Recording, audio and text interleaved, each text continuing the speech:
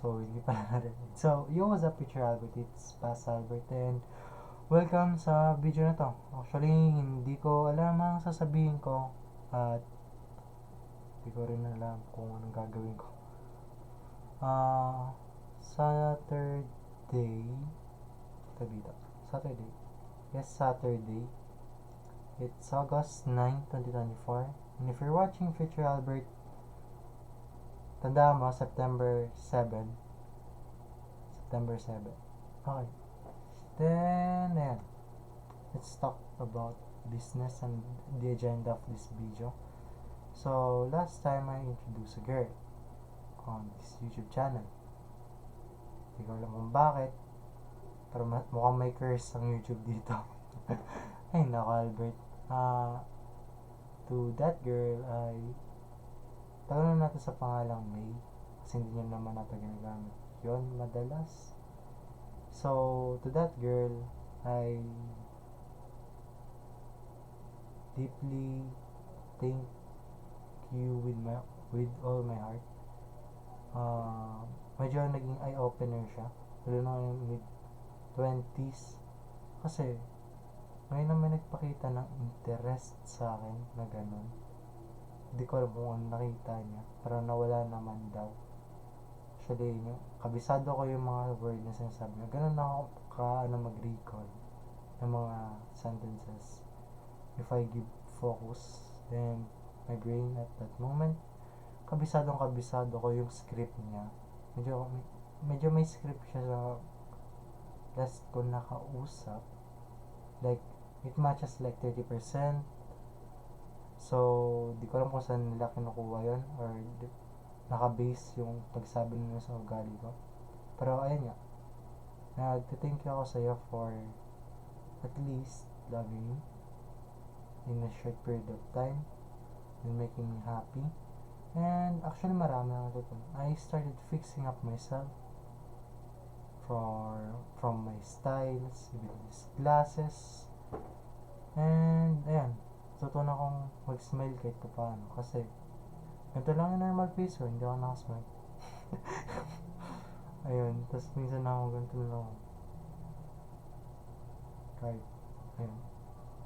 Then, tanggalin natin yung glasses ko para ako, hindi ako iyak sa video na to. Pero kung pinapanood mo itong May, sobrang thankful ako sa'yo. At sana maging successful ka sa buhay mo in the future. Then, ano pa ba?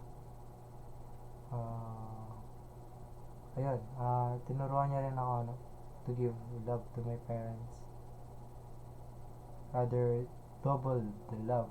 Started even cooking for her, bro. Kasi medyo sobrang masipag siya sa gawain bahay niya. Hindi lang parents sa tita niya rin.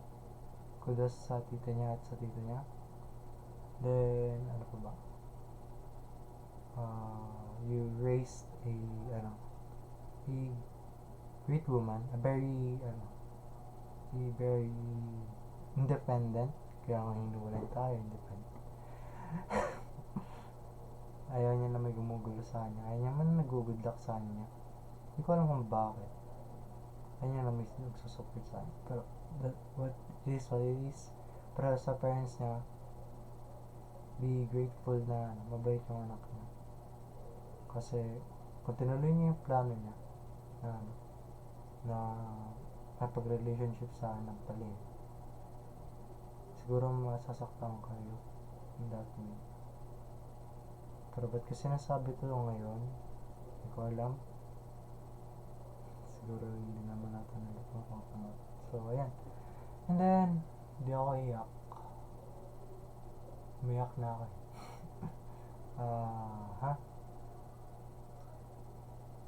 She teach me that loving a busy person is quite difficult, but it's fulfilling.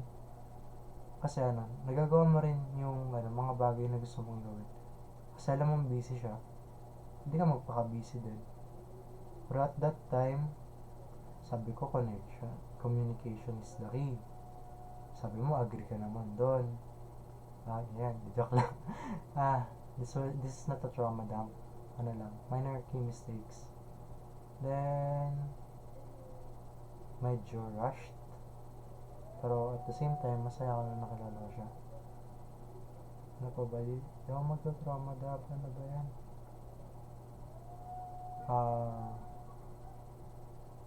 Very career-oriented siya. So, medyo nagkaroon na tayo ng goal. Yumaman. Actually, nung bata ako, hanggang nung first year, second year rather. Ngayon yun lang tumatak sa utak ko na ano.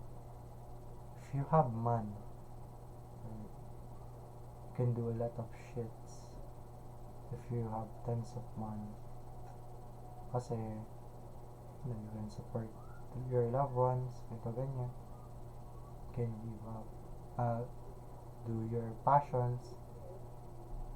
So, ayan. Medyo magkaiba rin yung passion namin. Pero may isa kaming dito, isa kaming goal, which is to travel to Cebu. Kahit pa paano. Then, ayan. So, I'm gonna post this video and say like maybe 5 years I would 5 years now. 1, 2, 3. Maybe after she graduate and have the job. Oh, tinuloy ko pala yung plano ko sa Densa. So, I'm gonna start working next year. So, mga 4 years from now, 2028, I would ask her for a date and a trip to Cebu. If papayag siya. So, kailangan ko maging mayaman within the time slot of 4 years. Ayun yung motivation ko. Hindi ko sasabihin sa ibang video ko. Pero ayun yung motivation ko. Bakit ko gusto magpayaman. So, ano pa bang gusto mong sabihin? Ayan, di na ako medyo nasasaktan kasi what flows, what didn't flows is not for me. Pero magka-try pa rin ako yung 4 years. Ganun nakakarupo. Kasi naman, ngayon lang may nagpakita sa akin ng ganun. Napaka-caring kaya niya, napaka-understanding. Kahit na minsan bobo ka sa communication, nafe-fix pa namin. Ay naku, Albert, anong problema sa sarili natin? Ayun pa, diba sinabi ko, I change my looks. Siguro if I look a little bit better, hindi ko alam, sabi niya naman hindi siya tingin sa looks, pero may, syempre standard, sabi mo ba sa kausap mo hindi ka tumiting, sabi mo ba sa kausap mo tumiting ka sa looks, kasi maganda siya, ako, ito lang, ayun, na-insecure din ako dun, kasi hindi ko alam sa sarili ko, medyo na-insecure ako pag maganda yung kausap ko. Ganun nata kababating ko sa sarili. Kaya this time, I'll focus on myself, grow myself, at the same time, build up some confidence na hindi ako ganun. Kaya, hindi ka mabibigyan ng trouble yung magiging future partner ko.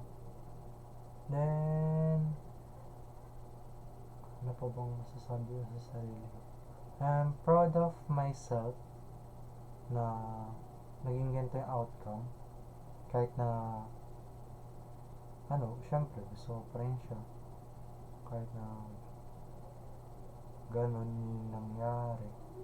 Sana totoo yung sinasabi niya na academics first siya. Then wala akong malaman na kung ano-ano kasi basta doon ako maiinis.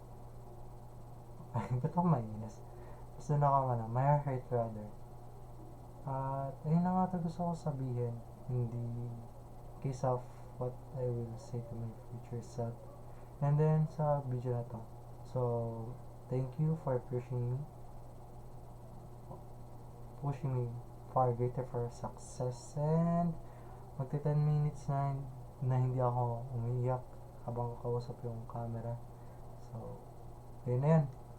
Alam na. See you in the next video, Future Albert. Mas mag-e-effort na ako.